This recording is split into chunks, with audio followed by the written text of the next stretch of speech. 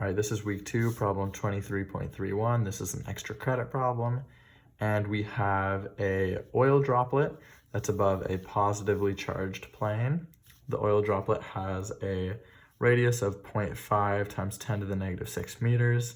We also know its density. And we also know that this oil droplet is accelerated toward the plane. And we know the charge of this oil droplet. The charge is apparently 27 electrons. So basically, this is it's a little bit tough to read what I'm doing here, but this is our starting information. The distance here, change in x. This is from where the oil droplet is to the plane. That's 0.002 meters.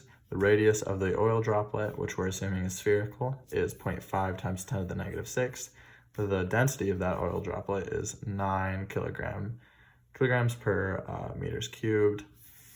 And we also know the charge of this oil droplet, and we know its terminal velocity as it hits the plane. With all of this information here and above, we're supposed to figure out what the charge density is, what the surface charge density is on this plane, because that's what we don't know. So this is a bit complicated. You can see that since we have terminal velocity here, or final velocity, I should say, and the distance that the oil droplet travels, we are definitely going to be using some kinematics. I'm gonna skip over some algebraic steps in this just because it's a pretty long problem. But anyway, what we want to start off with is thinking about, okay, well, how can we get to our equation with the electric field? The electric field equation you can see is down here, and this is what's going to give us that charge density that we want to find, that surface charge density. This is our goal, is finding finding eta. That's going to be our goal. So what we want to do is find the acceleration of this particle and then relate that to a force that is acting on the particle from the electrical field of this plane. And then once we have related that force to the electrical field, then we can find eta, which is what we are looking for at the end. So first off, I'm going to start by writing an expression for the acceleration. The acceleration is given to us from kinematics by the expression v final squared over 2 change in x is equal to the acceleration. So with that, we have the final velocity, and we also have the change in x, so we know that we can calculate a. Then we need to find the mass. They don't give us the mass. Ooh, like I said, it's an annoying problem. So what we need to do is find the volume of this sphere, the droplet, which is given to us by 4/3 pi r cubed because it's a sphere. And then we multiply that by the density, which is given to us. So we know that m is equal to 4/3 pi r cubed times p, which is what I've labeled the density. Now, since we have our mass and our acceleration, we can write an expression for force. Force is, of course, the mass times acceleration, so I've just plugged in those two variables here, or those two expressions here. Mass is right here, and acceleration is right here. And since we have force written out using acceleration and mass of the particle, we can also relate that force to the electrical field.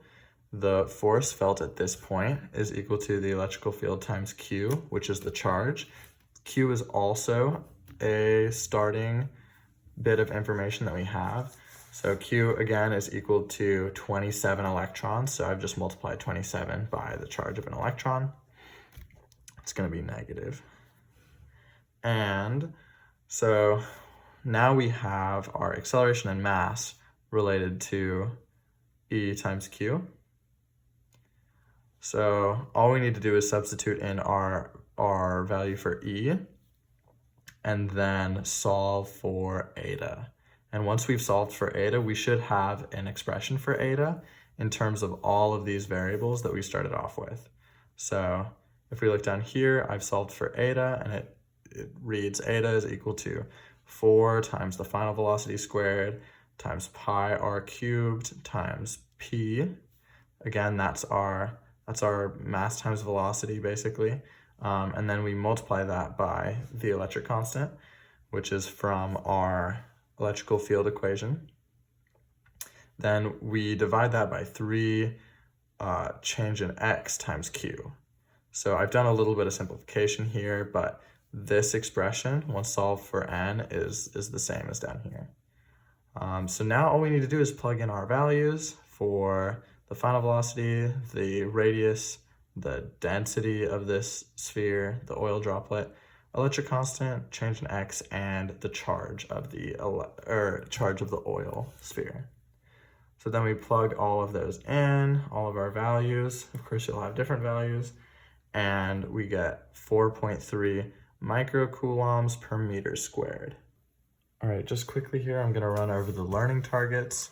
So we definitely had to reach all the way back to first term and apply our kinematics equations, knowing how to relate those kinematics to force and then to the electric field exerted by this plane. We also needed to know how to apply the electric field equation for an infinite plane to this finite plane. We had to realize that this plane was large enough to apply this estimate.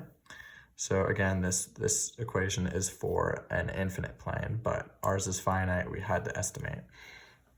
Also, this problem just took a lot of variable manipulation, so that was definitely something that I struggled with.